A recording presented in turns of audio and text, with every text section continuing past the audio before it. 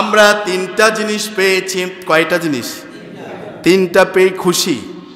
একটা হচ্ছে রাসূল সাল্লাল্লাহু আলাইহি ওয়াসাল্লাম হাদিস আন আব্বাস ইবনে আব্দুল মুত্তালিব রাদিয়াল্লাহু আনহু قال قال النبي صلى الله عليه وسلم রাসূলুল্লাহ সাল্লাল্লাহু আলাইহি ওয়াসাল্লাম বর্ণনা করেন যাকা তা'আমাল ঈমান মান রাদিয়া বিল্লাহি রাব্বা ওয়া বিল ইসলামি দীনা ওয়া বিমুহাম্মাদিন নাবিয়্যান ওয়া রাসূলা।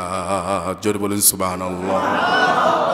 নবীজি সাল্লাল্লাহু আলাইহি ওয়াসাল্লাম বলেছেন যে ব্যক্তি পূর্ণ আন্তরিকতার সাথে পরিপূর্ণভাবে যে ব্যক্তি তিনটি জিনিসকে রিসিভ করেছে, গ্রহণ করেছে, অ্যাকসেপ্ট করেছে, মেনে নিয়েছে পূর্ণ আন্তরিকতার সাথে, এ ব্যক্তি ঈমানের প্রকৃত মজা, ঈমানের প্রকৃত স্বাদ পেয়েছে। সুবহানাল্লাহ। বলেন কয়টা জিনিস? তিনটা জিনিসকে পূর্ণ আন্তরিকতার সাথে কি করতে হবে? গ্রহণ করতে হবে, মেনে নিতে হবে। পূর্ণ আন্তরিকতার সাথে যদি আপনি মেনে নিতে থাকেন, তার রাসূল বলে আপনি ঈমানের প্রকৃত মজা পেয়েছেন। সুবহানাল্লাহ। সেই তিনটা জিনিস কি রাসূল বললেন? এক নাম্বার হচ্ছে মার রাদিয়া বিল্লাহি রাব্বা, যে ব্যক্তি রব হিসেবে আল্লাহকে পেয়ে সন্তুষ্ট। আমাদের রব কে? আল্লাহ। আর আওয়াজ দিয়ে বলো আমাদের রব কে?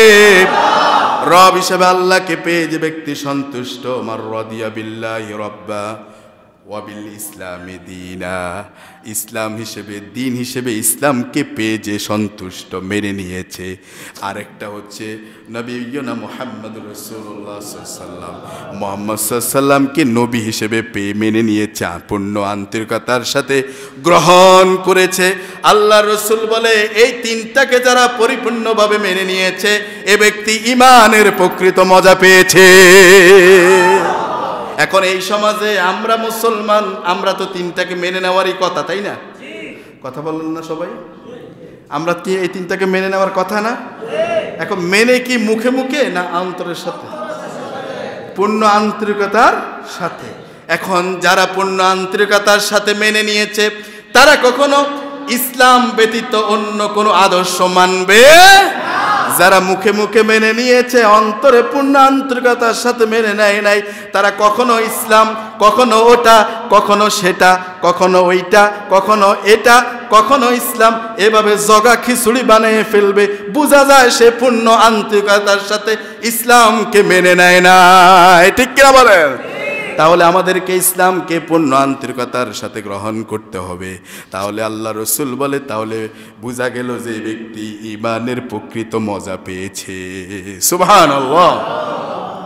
তাহলে আমাদের রব কয়জন? আওয়াজ দিয়ে বলো আমাদের রব কয়জন? অথচ আমাদের রব এক, আমাদের নবী মুহাম্মদ রাসূলুল্লাহ সাল্লাল্লাহু আলাইহি সাল্লাম। আমাদের ধর্ম, আমাদের দিন, দিনের নাম কি? ইসলাম। এটা সব। তারপরও আমাদের মুসলমানদের মাঝে নানান বিভেদ, নানান মতভেদ, নানান কিছু নিয়ে আমরা অনৈক্য হয়ে আছি। কথা বলেন ঠিক কিনা? আমরা যদি মুসলমান যদি এক হয়ে যাই, আমরা যদি এক থাকতে পারি, এক হয়ে যদি আমরা একটা কথা বলি, তাহলে এটা অন্যদের অস্ত্র শস্ত্রর চেয়ে, ওদের মিসাইল ক্ষেপণাস্ত্রের চেয়ে আরো বেশি শক্তিধর হয়ে যায়। কথা বলে ঠিক কিনা?